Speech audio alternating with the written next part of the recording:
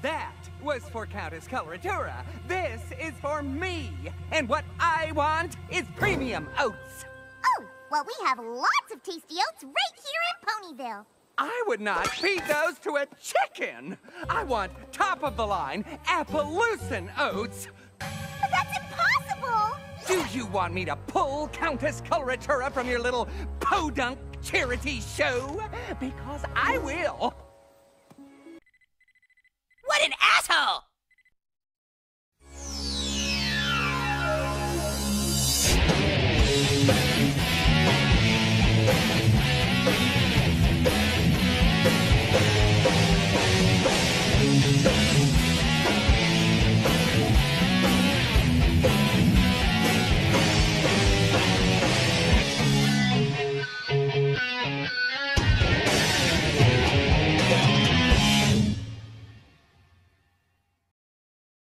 Did anyone else watch this episode and say they made a Lady Gaga pony?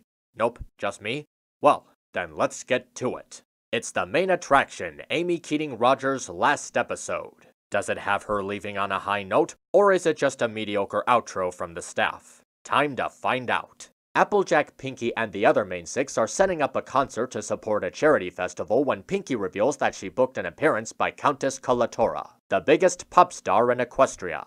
It's revealed that Rara is actually a childhood friend of AJ's, and she's pretty surprised by how much she's changed over the years. And while Rara might still be a pleasant pony to be around, the same cannot be said for her manager, Sven Gallop. Now AJ must convince Rara to see her manager for what he is, but she's reluctant to believe it, which might put their friendship to the test. We've all given into the joke on how AJ is more of a background character and how her episodes make little to no progress in forwarding her character. But with all that in mind, I can safely say that this is one of her best episodes in years. The friendship between AJ and Rara and how it formulates the episode's whole is definitely one of its top strengths. We first get to see how their friendship formed years earlier, and it's done in an acceptingly subtle way.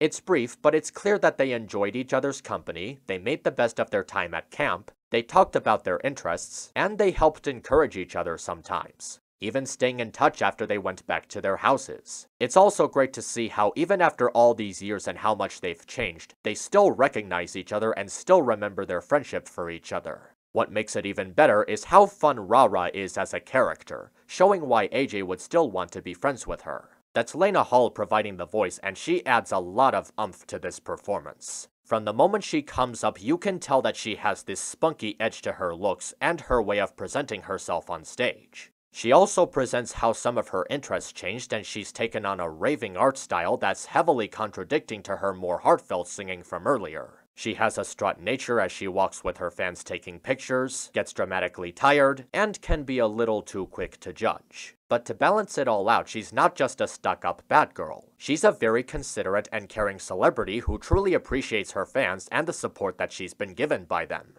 She's willing to spend time with others even after she's become so popular, especially with someone she knew from a long time ago. The strength of her connection with AJ feels very real, and it's something that you want to see staying in good form. The musical numbers are definitely something worth talking about, as there's a lot to admire about them. Razzle Dazzle is the first one, and it is really cool. It has an auto-tune techno style which is really new for the series. Aside from that, it's just a really creatively colorful song sequence. There's all sorts of fast edits to match the style of the dubstep format, featuring quick flashes, fast-moving colors, mixed spotlights, and even some cool use of smoke and flares. There's also a lot of fluid and smooth movement in the vectors of the characters, evening out the attention for both the special effects and the performers. Just look at how they strut their bodies, look at how freely they move, look at how quickly Rara flashes her hair. It's easy to tell that the animators had a lot of fun with this segment, and it makes it fun for the audience to watch as well. The second song, I Am Just a Pony, is a more heartfelt song, and it perfectly reflects the theme of the episode. Symbolizing the hardship she went through, Rara sings about how even though she changed and began to pursue different things, she still knows who she truly is, a pony like everyone else. She knows this, and she knows how staying true to yourself is what truly makes anyone special, no matter what you're given and no matter how much you may change. It's just a beautiful and gorgeous song to listen to, and it's shot wonderfully. It starts with a simple spotlight, but as the music builds, the shots begin to become more wide, more outreaching, trying to connect the song with the audience just as much as the singer themselves. It doesn't have cool fast pacing, but its slow camera movements and its focus on the beauty of the music and elegance of Rara's inner self makes it appropriately focused and very special. And now let's talk about Sven Gallop. Good God, is this character unlikable!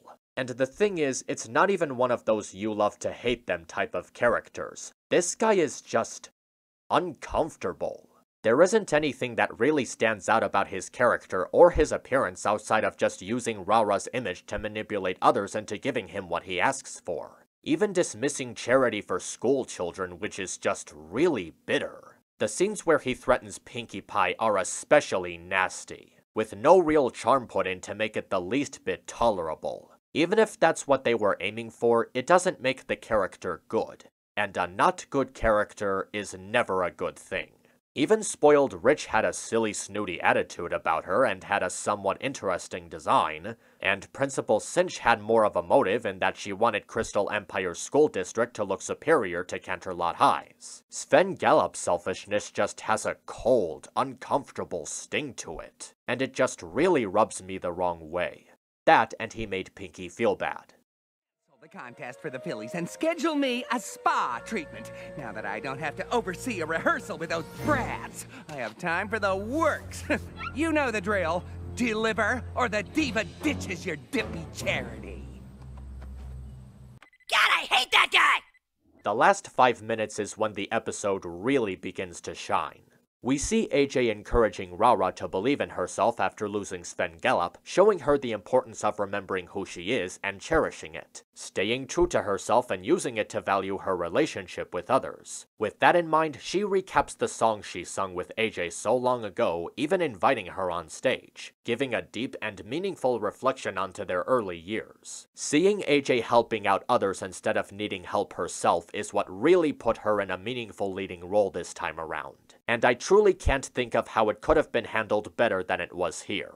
The main attraction is a spectacular episode that features a little bit of everything that makes this show so great. Great characters, great character relationships, great character development, great songs, great animation, a great moral, a great theme, and a great send-off from a great writer. A truly fantastic episode about how even if friends change, their values can remain the same.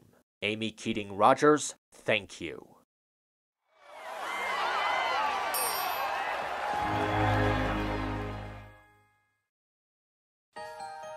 Equestria, the land I love, a land of heart.